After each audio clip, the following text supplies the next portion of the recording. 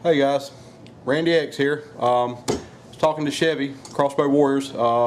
He asked me to do a video maybe explaining how to spine index and what spine indexing and matching arrows is.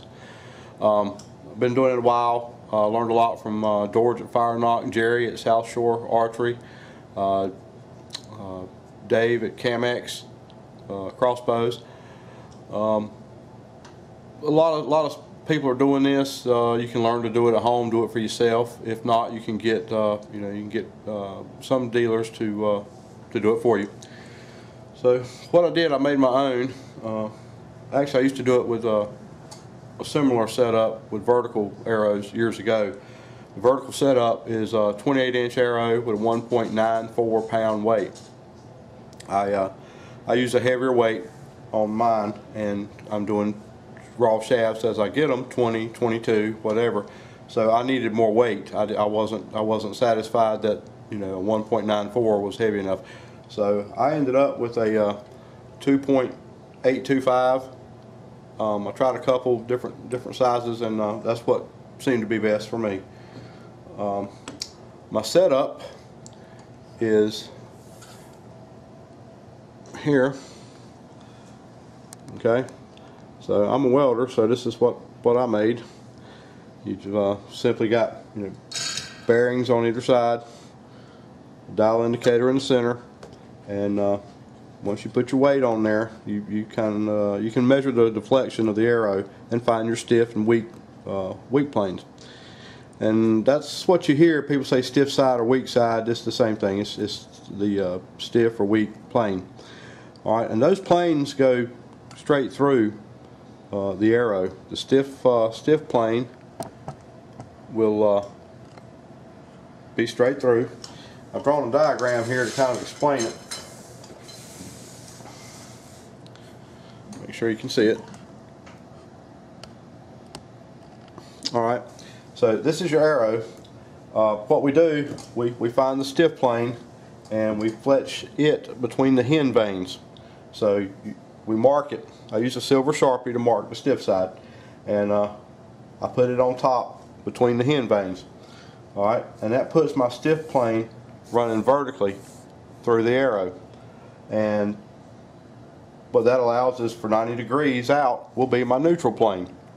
So generally it's going to flex on its neutral plane, weakest point, when it's fired, and dynamic spine takes over. Okay. This works out real well. It just helps you make your arrows more consistently from arrow to arrow when you shoot. You may occasionally still have an arrow that when it was on the mandrel, got for whatever reason or another is not perfect. So this isn't bulletproof. Once you do it, you're done, but usually it is. For the guys that don't have a way to index, the poor man's way to do it is to simply rotate the nock, making the other vein that was a cock vein before, make it a hen vein, and that will rotate and give you a chance to possibly have a flyer join the group without having to spine index, which is what you're actually doing. You're matching the spine index with with the other shafts. So you get a group of 6. 4 of them shoot very well, 1 of them shoots okay, and the other one shoots high and left 1.5 inches. Sometimes you can turn the nock and make a different vein, the cock vein, and have it join the group. So this is what we're explaining, what we're doing here. I'll go over spine matching in just a second. So let's look at some.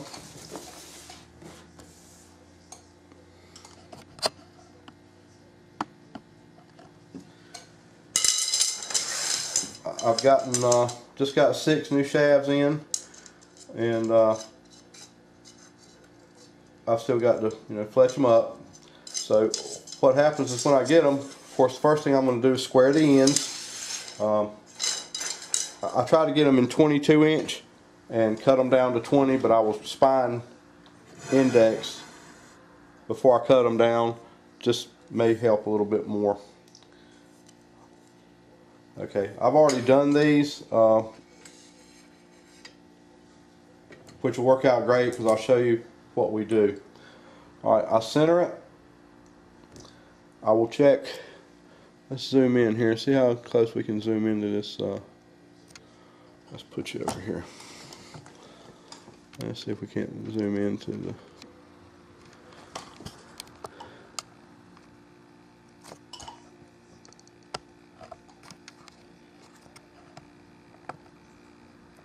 It may not focus on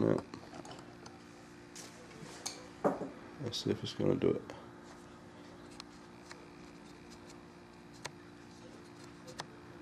Okay, hopefully that's enough to see. Okay, so what I'll do first, I'll put it on here and I'll check for run out. These are 01 executioners, which means they're plus or minus 1/1000th in straightness. So if it moves 2/1000ths, you know, on your indicator, you're in spec. All right, as this one is. That's pretty dang good right there. So, okay, then I'll put my weight on. As you can see, as I'm adding weight, the arrow is going to deflect or bend down under the pressure of the weight, and as it pulls down, the gauge is going to go clockwise, counterclockwise. All right. When it's not pulling down as much, it'll go clockwise. That's how you tell where your stiff side is.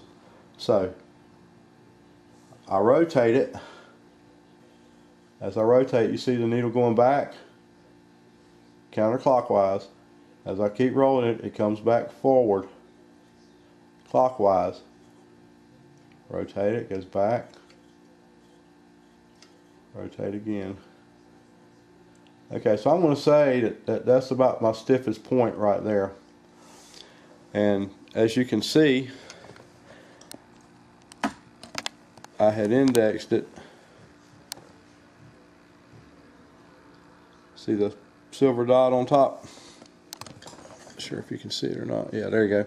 Okay, there's my index mark. That'll be my stiff side. Okay, so with that said, that is my stiff plane running through the shaft of the arrow vertically, top to bottom. I will fletch that dot between my hen vanes. So if we'll rotate that arrow and find the weak plane,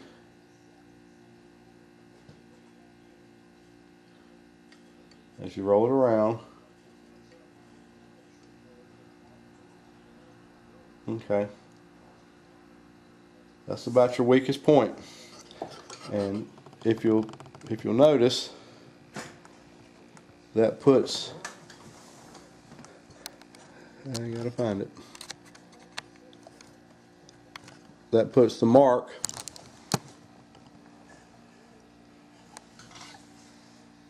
a quarter of rotation, or 90 degrees from vertical where it was in its index position. So that tells you that is your weak side or weak plane. Alright, so with that said, let's talk about spine matching. That's indexing. Indexing is finding the stiff plane and identifying it, marking it, fletching it straight up and down with your weak side 90 degrees out. Okay, that's finding the stiff plane or indexing. Okay, the other thing we do is I find the weak side to do my match with, my spine matching, and that is the amount of deflection the arrow has at rest from one shaft to another. Okay, these numbers on my gauge don't matter. They're just for me. They're not the 200 or 250 or 300 spine indexing. That has to be done with the, like I said earlier, the 28-inch arrow. What I do, I'm just finding numbers to compare from one arrow to another to stay consistent. Okay, so what I do is as I find my stiff side, okay, I will go to my weak side.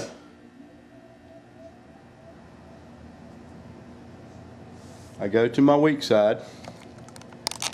See if I can get you in here. I go to my weak side. Let's see better. There you go. I go to my weak side. As we talked about, that makes the arrow turn 90 degrees, and the stiff side is 90 degrees out. Now my weak side is up, and I've got this arrow marked at 87.5. Okay, at 87.5,